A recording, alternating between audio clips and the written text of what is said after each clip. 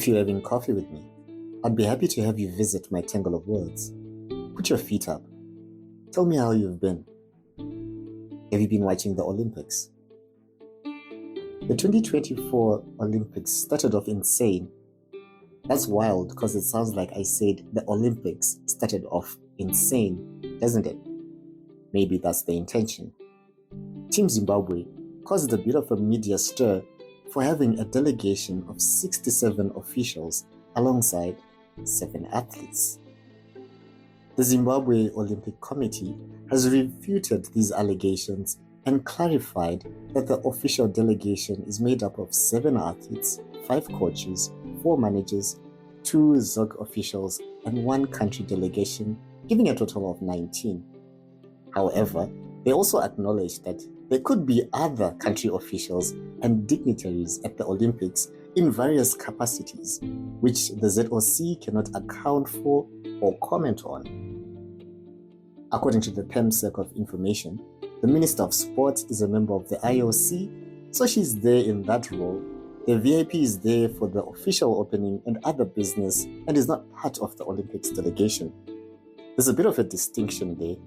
Though we might have an Olympic representation that is top-heavy, the media and consumers love sensational news. If you're having coffee with me, I'll tell you about the other insane sensational news, where the opening ceremony generated outrage for its interpreted parody of the Last Supper painting by Leonardo da Vinci and by extension a mockery of Christianity. The Olympic spokesman, speaking at a press conference to address the issue, apologized for any inconvenience caused and insisted that the ceremony intended to celebrate community tolerance. Meanwhile, the artistic director behind the 2024 Olympics opening ceremony, Thomas Jolly, has denied being inspired by the Last Supper painting. He told the press that his intentions had never been to be subversive, to mock or shock, but rather to capture France in all its diversity. There is Dionysus, the god of celebration in Greek mythology, arriving at the table, which is titled Festivity. He is also the god of wine, which is one of the jewels of France, the goddess of the river Seine. The idea was to depict a pagan celebration linked to the gods of Olympus, and thus the Olympics. Some theories suggest that the theme was inspired by the Feast of the Gods by 17th century Dutch painter Jan van Biljet. Don't know if that makes it any better to accept that. If you went back to the ancient Olympics, which had naked athletes participating in celebration of the Greek gods, it would make what we have now modest, considering the Olympic spirit.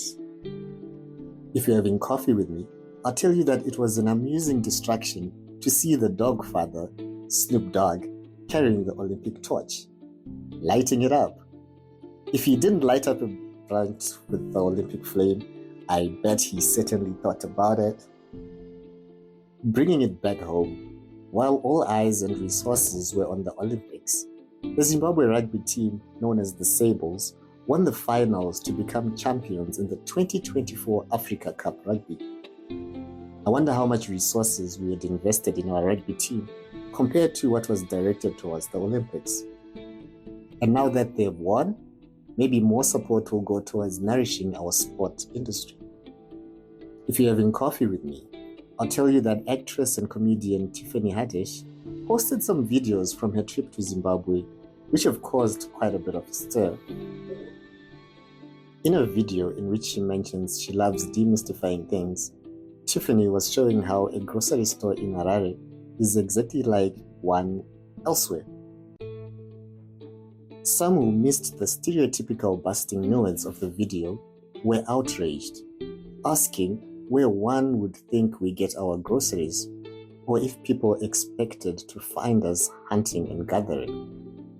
If you're having coffee with me, I would ask if you are affected by the CrowdStrike outage that took out Microsoft services, resulting in something straight out of a Y2K bug scare, except it actually happened.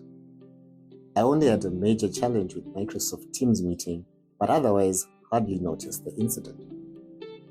Generally here, we weren't severely impacted, I mean, our esteemed Minister of ICT was busy heading the presidential goat-rearing pass-on scheme. Insane, right? Sometimes we make it hard to beat the stereotypical allegations. What's been going on in your neck of the woods?